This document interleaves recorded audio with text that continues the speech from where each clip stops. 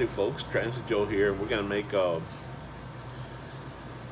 video today. I'm going to go back to transit and my experience as a transit supervisor or bus operator. Um, these are going to be 6 scenarios that I came close to either losing my life or causing serious injuries. And lucky that I had a very safe career. Never got into any major accident. In fact, I think as a supervisor, I only got to one accident, which was a minor. We'll talk about it in another video because it's kind of, although it's minor, it's kind of not kind of funny, but kind of unusual. So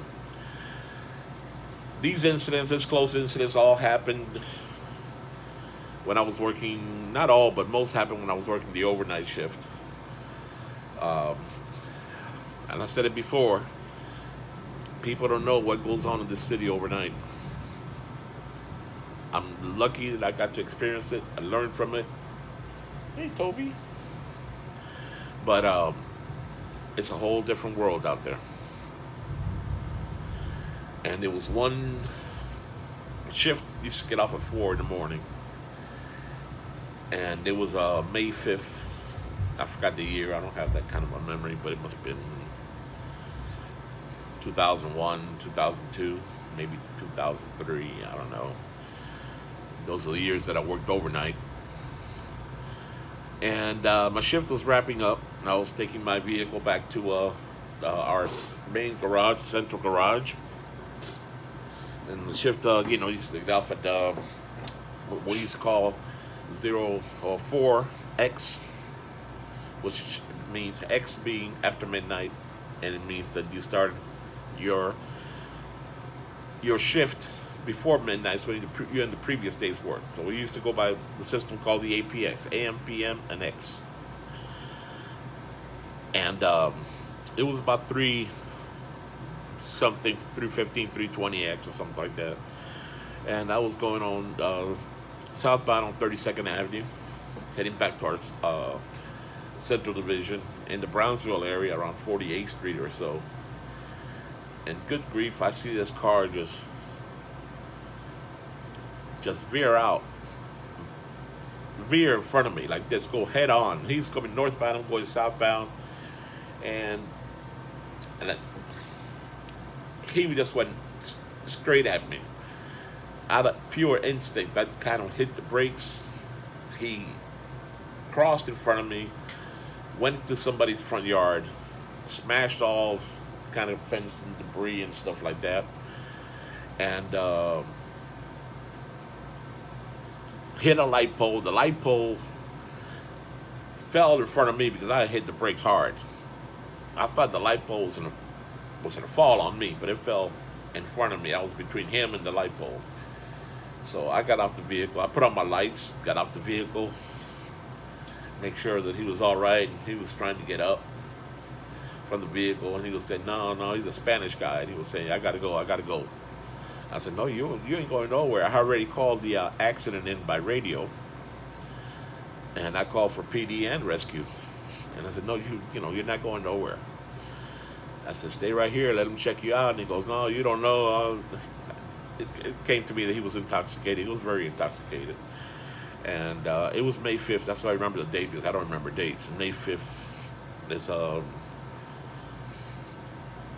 may be wrong, but I think it's a Nicaraguan holiday or Independence Day or something like that. And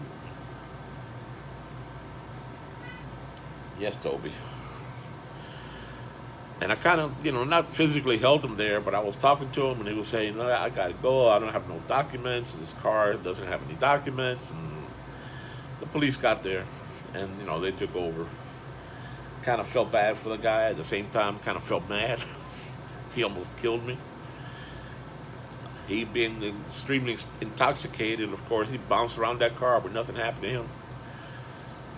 And he destroyed his people's nice, well, one of those front yards that was real nice and manicured, and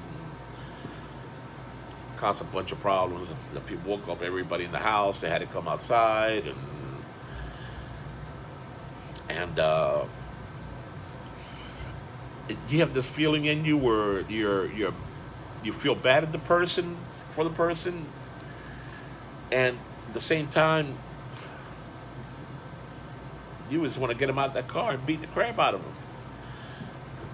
I said, "Shit, man, I got a family, waiting for me, and he almost took me out." But of course, he ended up being held up for immigration and stuff like that. And I'm not anti-immigrant. I believe everybody has their. Everybody comes here for a purpose. Most of them is to work, but that's another subject. I'm not gonna get into that.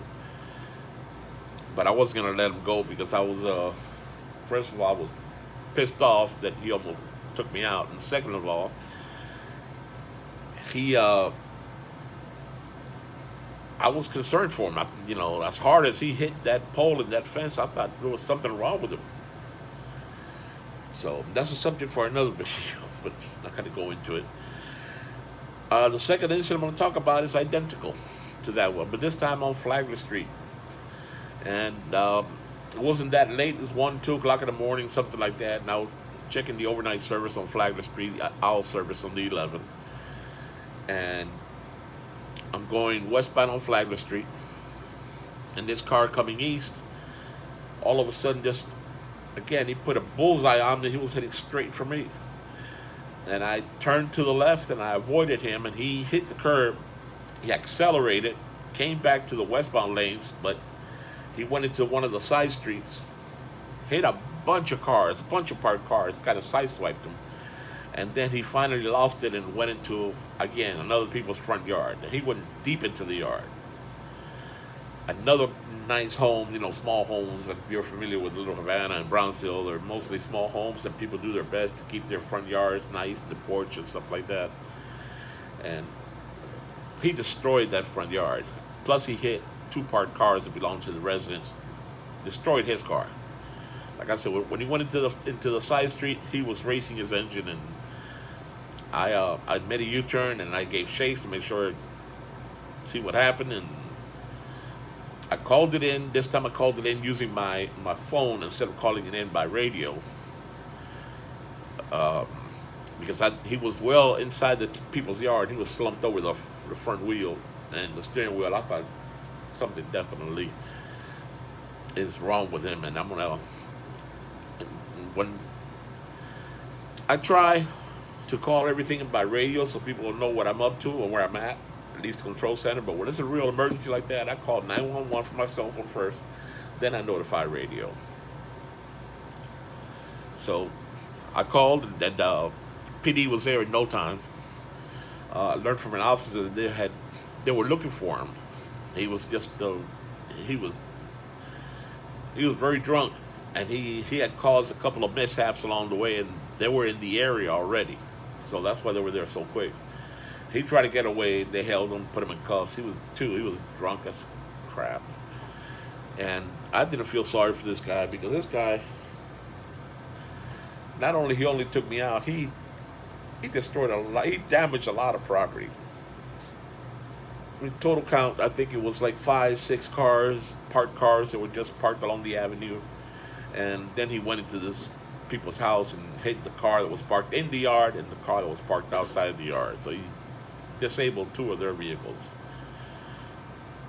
So he was taken into custody, and I don't know what happened after that. I know I remember having a conversation with police, and they were very friendly, of course, and they took care of it. And another one that was this is just as scary. It's a little different, but it was just as scary. Although I don't know what happened to the violator, but again, working overnight at night here in Miami-Dade, a lot of the secondary street lights go into flashing mode, flashing yellow for the main street, and for the crossing street or the secondary street, it'll be flashing red. And I was westbound on Southwest 7th Street, right in the heart of Little Havana, and it was around midnight. I had just saw the last westbound Route 8. It was a little bit after midnight. And I was waiting for him to come out of downtown. He came out of downtown on time. He serviced Brickell.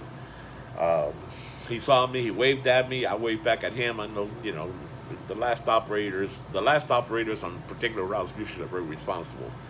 But you still got to show, you still got to check them out and show them that you're around and you're there to assist them if they need to at the same time. Do your job, but do my job, and everything is okay. So he was westbound on seven. I was westbound on Seventh Street. He was about 5 blocks in front of me, and I approached Eighth Avenue on a flashing yellow. This car just whizzed going across, going northbound on Eighth Avenue. I didn't even have time to hit the brakes. I don't know how close I came to hitting him or her, but I could see the person right in front of me. I think my life just flashed in front of me right there. I must have missed him by a millisecond, but there was no contact. He kept on going. I stopped. There was nobody around. There was no traffic. I kind of caught my breath because whew, it freaked me out, and I kept on working. And from then on, I never approached a flashing yellow the same way. Ever. Always slow down and look both ways. Because I've seen that happen before, but I've never seen it that freaking close to me. And this is the next one I have written down here. Happened on Valentine's Day night, and it's not a serious accident or anything like that. Everybody was all right, but it was kind of funny though. I was checking out the Route 236, which was one of our overnight service back then, 236 Owl, and it was an operator headed westbound on Flagler Street, and I was behind the bus, so I saw it all. And same thing, she approached 22nd Avenue on a flashing yellow, and an SUV going north on 22nd just blew the light, and she hit the brakes and almost missed her, but she got her right behind the rear, or right at the rear wheel, and that SUV started spinning around like a top, hit the curb a couple times, broke all the glass, and the SUV was full of Valentine's Day balloons for sale the next day. I mean, it was stuffed. I think it was so stuffed that it probably impaired the vision of the person driving that car. And for the next, it seemed like forever, but it must have been under a minute. All we saw were those. I mean, there was the loud boom from the impact, and then going to check on the passengers on the bus. They were all right. There's only a few passengers. It was a minibus, and then it was just that calm, and you see all the Valentine's Day balloons just escaping the vehicle, all going north in the sky. Like, it was a surreal thing about it. I looked at the operator, and she looked at me. We looked at the balloons. The driver of the other vehicle, she was upset. She realized it was her fault. You could still see the light flashing. Uh, I felt bad for her because I guess that's her business. The next day, she had all these balloons she was going to sell, but not one of them stayed. They all escaped the car.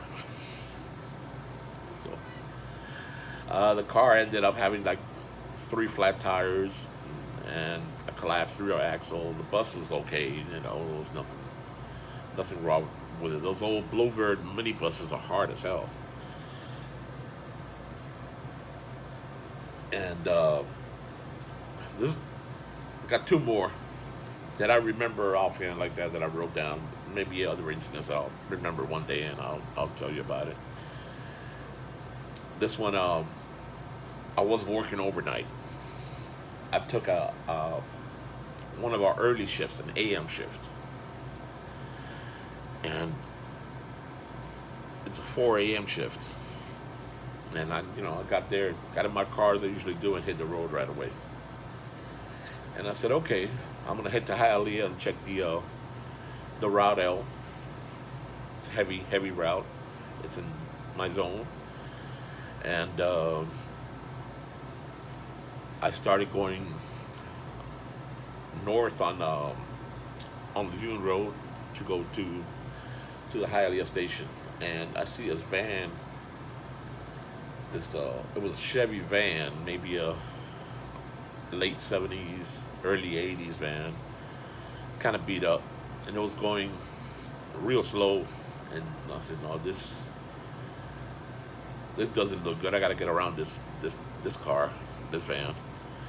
And I see the car climb on the sidewalk and hit something and come back to the street. And I said, no, he's gonna hurt somebody. Got on the cell phone, called 911, told the 911 operator where I was at, and I kept updating her. I said, I'm in the city of Hialeah. I guess we're trying to get Hialeah PD out there. I said, I'm going northbound on the June Road, and I was doing like they trained us.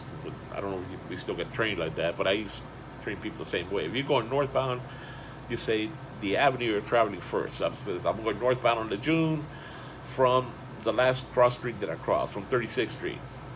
Still northbound on the June, right lane from 46th Street. Crossing East 9th Street in Hialeah, northbound the June Road, right lane. Got the vehicle tag information. I got the vehicle description. The vehicle ran a red light right at 79th Street, which is East 25th Street in Hialeah. Major intersection, full red. He was only doing 20, 25 miles an hour. He wasn't going very fast, but he blew it. Then he went into this shopping center driveway and drove there for a while, and then hit something with a van and came back on the June. I'm telling the 911 operator this whole thing. I told him when we get further up north, no PD yet, and I guess it was a jurisdiction problem. And I guess finally she said, well, let's just send Metro because Metro's got jurisdiction over the whole county. But I guess at first I tried Hialeah, and Hialeah didn't respond right away, and we left the Hialeah area and we started heading north on the June and to the June Douglas connector, which runs from the June Road, just like it says, to Douglas Road, and continues north all the way up to past the county line. So this car is still doing all kind of crazy stuff at a very slow speed, and the PD finally caught up to us, and I laid back. They got behind him. They lit him up. He wouldn't stop. They had the air horns going. They had the sirens going. They pulled right alongside of him, trying to get him to stop, and he kept on going. He did that for almost a little bit past a full mile. Until finally he stopped on Douglas Road, right before the Palmetto Expressway crossing. He finally stopped the van. The police car was in front of him trying to stop. I laid back a couple of blocks, and I could see as soon as it stopped, a door opened. A little girl gets off the van and starts walking.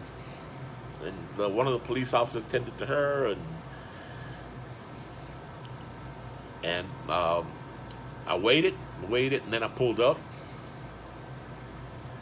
and I asked one of the officers, "You need anything from me?" And she said, "No, great job."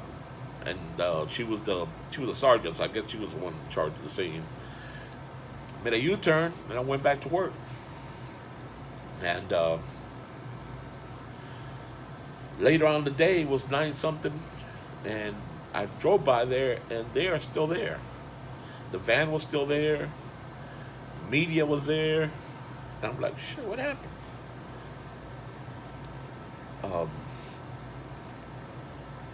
But I didn't inquire. I just left. Then I saw on the news the next day